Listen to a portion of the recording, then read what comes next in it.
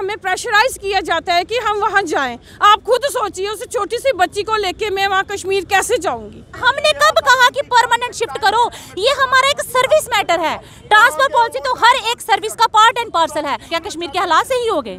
क्या thread writers आना बंद हो गए? क्या टारगेट किलिंग बंद हो गई? ट्रांसफर पॉलिसी जरूर बनेगी, वो बन के रहेगी, क्योंकि सरकार ने खुद जनून जस्टिफाइड करार दिया। आज Jammu based reserved categories employees को अपना धरना प्रदर्शन जारी रखे हुए आज पूरे 254 दिन हो चुके हैं। और मौसम की बात करें तो चाहे कड़कती धूप हो या धुंध के अंदर जो है, कड़कती सर्दी के अंदर भी जो है इन्होंने अपना धरना प्रदर्शन जारी रखा हुआ है। और डिमांड इनकी ये है कि इनकी ट्रांसफ़र पॉलिसी जो है उसको बनाया जाए। इसको मुद्दे को लेकर लगातार जो है सियासत भी यहाँ पर गरमाई गई और काफ़ी पॉलिटिशियन जो है वो यहाँ पर पहुँचे भी, इनका समर्थन भी दिया, इनको आश्वासन भी दिया। लेकिन अभी तक जो है ये अपने धरना प्रदर्शन को 254 दिन आज 254 दिन है उसको यहाँ पर कंटिन्यू किए हुए हैं।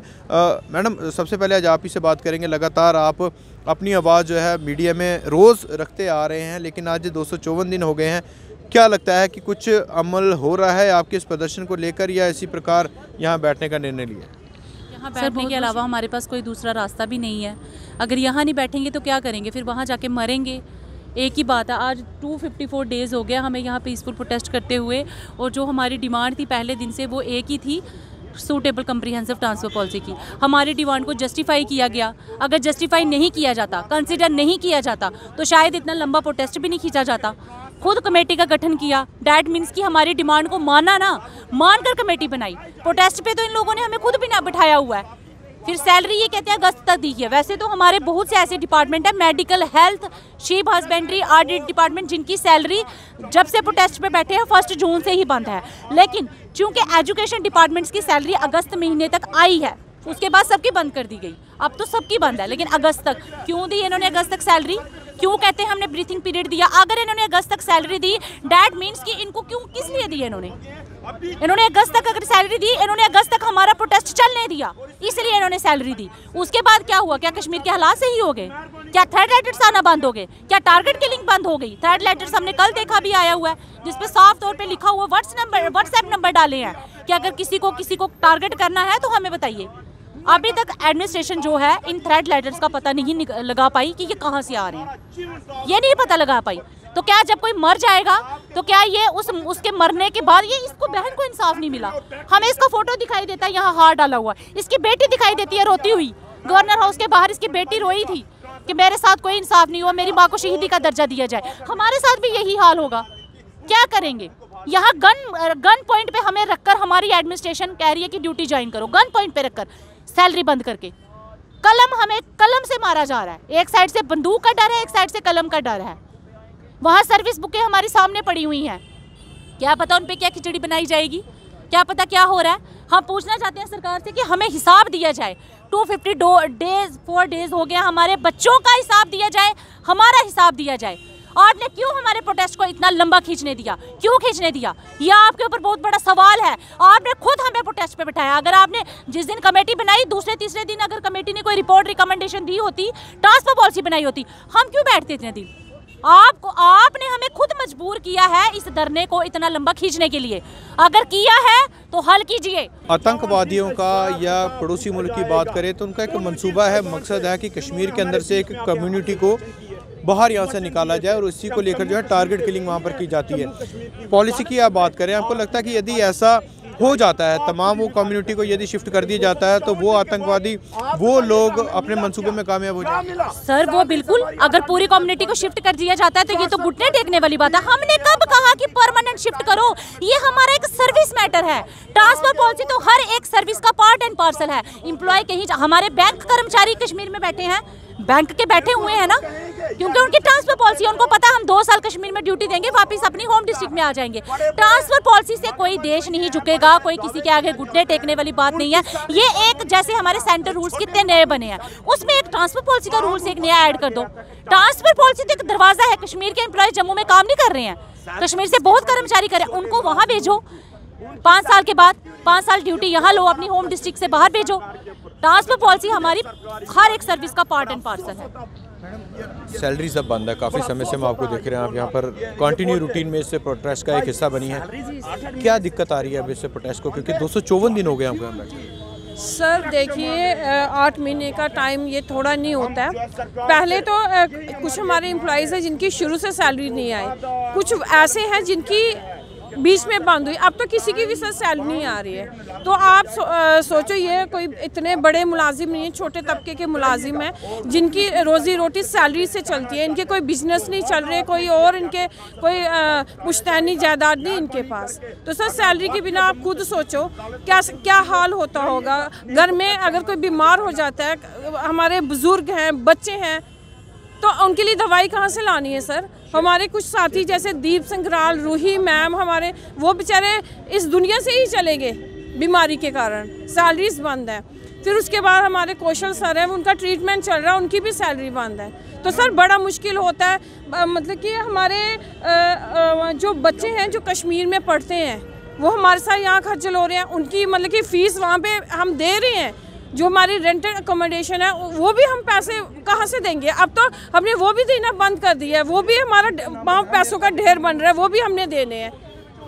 हमारी जो लोन लिए हुए हैं उनकी किस्तें कैसे देनी है। अब आपको क्या परेशानी, मतलब आप अगर आपकी पर्सनल बात की जाए तो अभी आप कुछ शेयर कर रहे थे किसी से कि बेटी है, छोटी है, अब स्कूल एडमिशन की आप बात कर रहे थे। देखिए सर मेरी छोटी सी बेटी है और वो मेरे साथ कश्मीर में मेरे साथ है, और घर में कोई है नहीं कि जो मेरे साथ वहाँ जाए।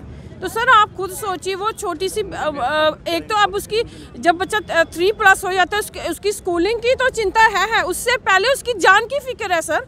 ऐसी टारगेट किलिंग में अगर मतलब कि हमें प्रेशराइज किया जाता है कि हम वहाँ जाएं, आप खुद सोचिए उस छोटी सी बच्ची को लेके मैं वहाँ कश्मीर कैसे जाऊँगी।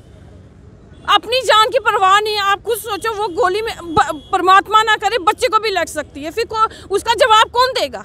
ये देंगे जवाब। आज 254 दिन हो गए हैं, क्या कोई रास्ता नज़र आ रहा है? शुक्र सर आपका, जो भी अभी मीडिया के भाई बंधु हैं, बिल्कुल जिस तरीके से आप सती की आवाज़ उठा रहे हो, परमात्मा ज़रूर आपको फल देगा। किन अल्फाजों में, किन शब्दों में कहें, अल्फाज ही नहीं है। आप बहनों ने कहा, जैसे कहा, आंखें नम हैं, रो रही हैं, कौन से अल्फाज होंगे हमें खुद समझ नहीं आ रही है, फिर भी अल्फाजों का सहारा लिया जा रहा है। आज जब दुखद खबर आई, हमारे 2 रिश्तेदार गुजर गए हैं, 2 रिश्तेदार गुजर गए हैं, आधे मुलाजिम वहाँ चले गए, उनकी भी सैलरीज बंद है। मैं पूछना चाहता हूँ, क्या बहन रजनी बाला जो शहीद हो चुकी हैं उनके परिवार से इंसाफ किया गया? आगे बढ़ते 254 दिन हो चुके हैं, अभी तक इंसाफ का कोई कहीं पर नामो निशान नहीं है। और वादा किया गया था उनकी कलम से कि टाइम बाउंड पीरियड में आपकी ट्रांसफर पॉलिसी को लागू कराया जाएगा। 254 दिन हो चुके हैं, अभी तक ट्रांसफर पॉलिसी को कोई भी नामो निशान नहीं है। बड़े बड़े वकील साहिबान हमारे बीच पहुंचे, वादा भी किया कि हम जम्मू कश्मीर के 1,40,00,000 लोगों की वकालत करते हैं, आपकी छोटी सी ट्रांसफर पॉलिसी हम बनाएंगे। वचन दे के गए इस बाबा साहब की प्रतिमा के नीचे, संविधान दिवस पर। खुद सोचिएगा, रोंगटे खड़े हो जाते हैं।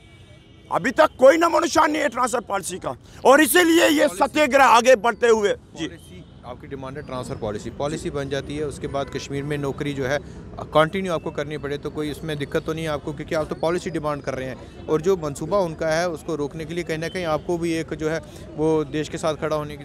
सर बिल्कुल हम देश के साथ खड़े थे, हैं और रहेंगे। ये देश हमारा है, हमसे चलता है।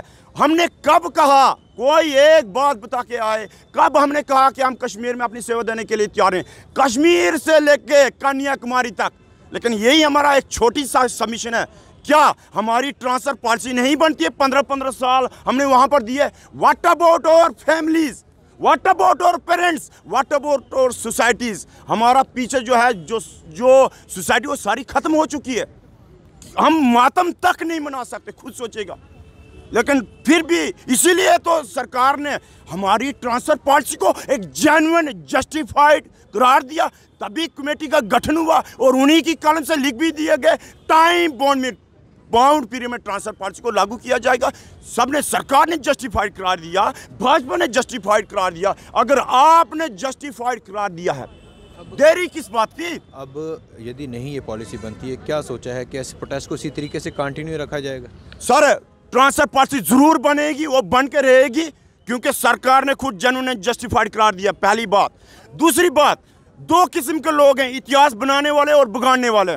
अगर सरकार ने जैसा वादा किया, अगर ट्रांसफर पॉलिसी बनाती है, टाइम बाउंड पीरियड में लागू कराती है, इनका नाम, सरकार का नाम, भाजपा का नाम, जो डायरेक्टली और इनडायरेक्टली जम्मू कश्मीर में चला रहे हैं, सेंटर में भी यही चला रहे हैं, इनका नाम इतिहास के पन्नों में सुनहरे शब्दों से लिखा जाएगा। अगर टाइम बाउंड पीरियड में नहीं लागू कराते हैं, कल ये सारे मुलाजमीन जो है फास्ट अनटिल डेथ चले जाते हैं, अनशन पर बैठ जाते हैं, तो ये अपना इतिहास बिगाड़ रहे हैं और इतिहास के पन्नों में इनका नाम जो है काली स्याही से लिखा जाएगा। ये दुख भी है और रोष भी है आज Jammu based reserve categories employees का, क्योंकि आज 254 दिन इनको हो गए अपने धरना प्रदर्शन को यहाँ पर कंटिन्यू रखे हुए हैं। और चाहे कड़कती धूप की बात की जाए, कड़कती सर्दी की बात की जाए, इसी जगह पर भी पनामा चौक पर जो है अपने प्रदर्शन को इन्होंने कंटिन्यू रखा हुआ है। और इस वक्त सैलरीज इन सब लोगों की बंद है, तो काफ़ी परेशानियां भी जो है इस प्रदर्शन के दौरान इन लोगों को पेश आ रही है। अभी भी आप देख सकते हैं कि बरसात के बीच में भी इनका प्रदर्शन जो है यहाँ पर जारी है। और साफ तौर पर ये इनका कहा जा रहा है कि हमारी डिमांड सिर्फ ट्रांसफ़र पॉलिसी की है, कश्मीर में नौकरी करने से या वहाँ पर अपनी सेवा देने से इनकी तरफ से कभी भी जो है वो मना नहीं किया गया है। बाकी भी तमाम अन्य अपडेट्स को आप डिस्ट्रिक्ट बात करने के लिए हमें व्हाट्सएप भी कर सकते हैं। हमारा व्हाट्सएप नंबर है 9728253663। लेखराज के साथ Rohit Sharma, take one. Take one अब आपके व्हाट्सएप पर। व्हाट्सएप करिए हाय 9728253663 पर।